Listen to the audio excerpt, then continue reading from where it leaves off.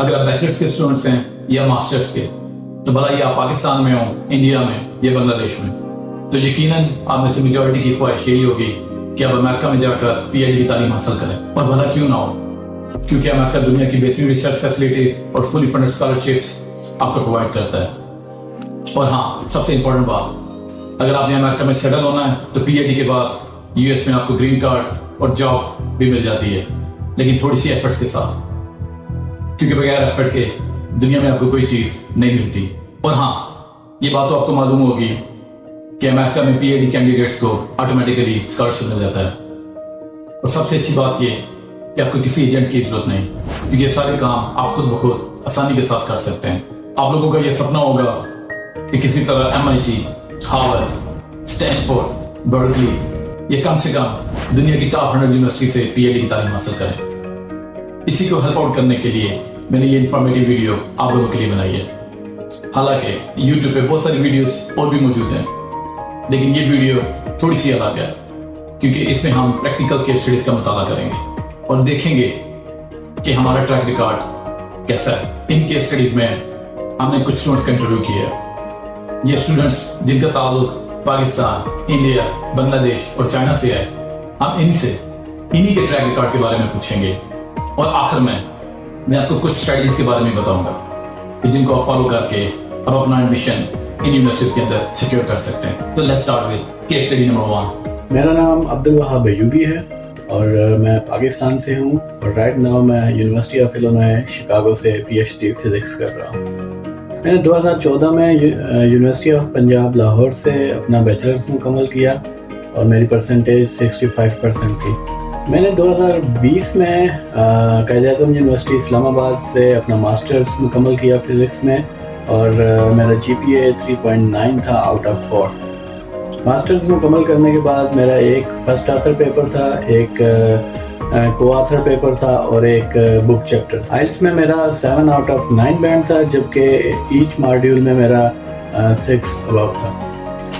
मैंने GRE physics और GRE general दोनों नहीं दिए थे, क्योंकि कोविड की वजह से दोनों फेल हो चुके थे। मेरे ख्याल में US में PhD एडमिशन सिक्योर करने के लिए प्रोफेसर्स को ईमेल सेंड करना ज़रूरी नहीं है।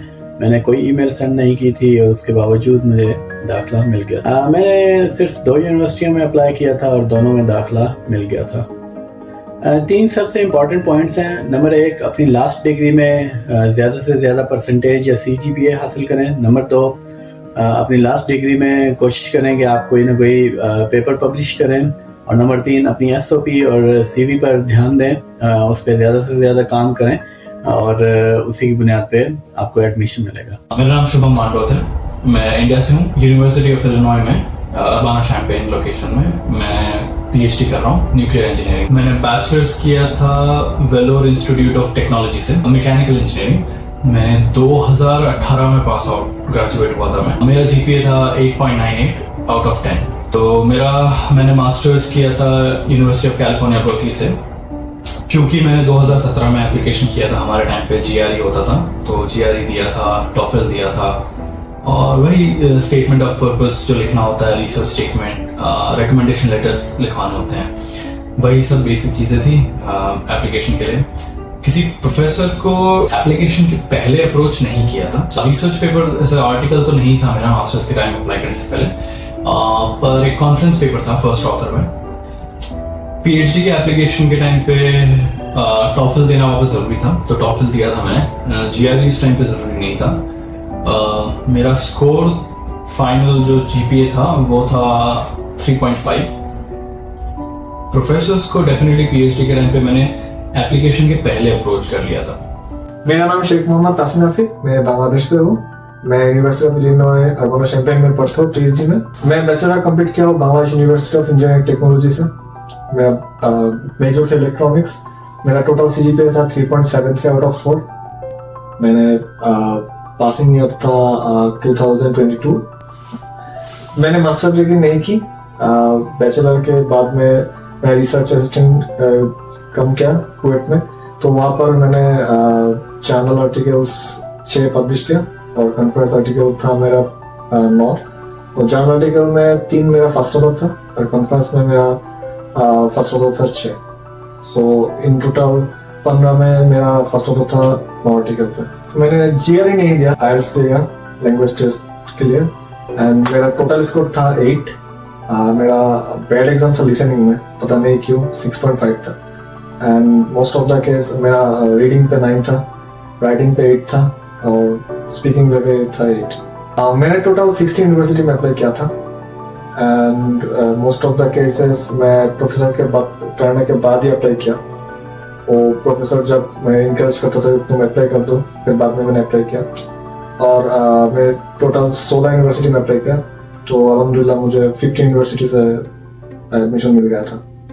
My name is Wu Jian. I come from China and I am currently a PhD student in biomedical imaging at AIUC. I did my bachelor degree in 2017 from Sun Yat-sen University, China. It is in nuclear engineering and my GPA is 3.6 out of 5. I did my master degree also in nuclear engineering from Tsinghua University in 2024, just this year, and the GPA is 3.8 out of 4. I have written 3 conference papers as the first author, 1 journal paper as co-author.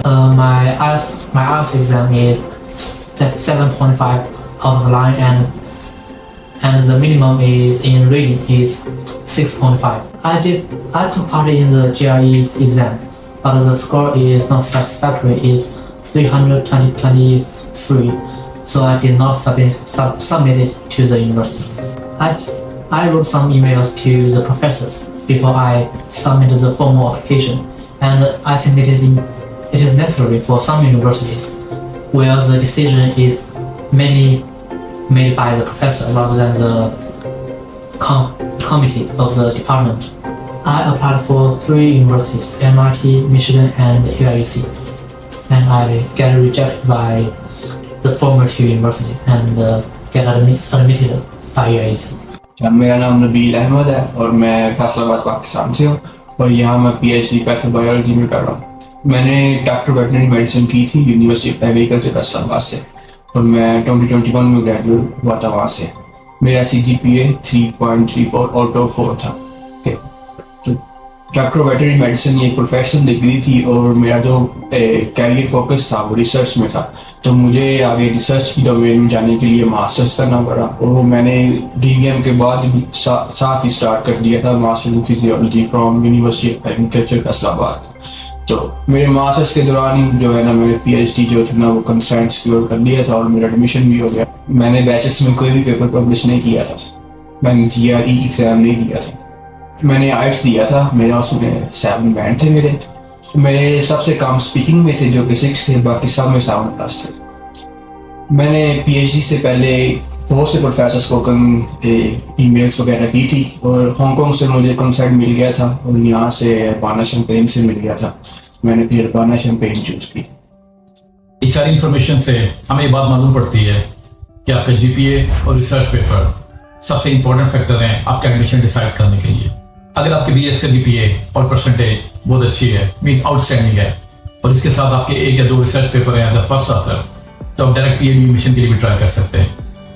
लेकिन अगर आपके BS की percentage अच्छी नहीं है तो मैं आपको रिकमेंड करूंगा कि आप मास्टर्स करें और अपनी परसेंटेज इंप्रूव करें।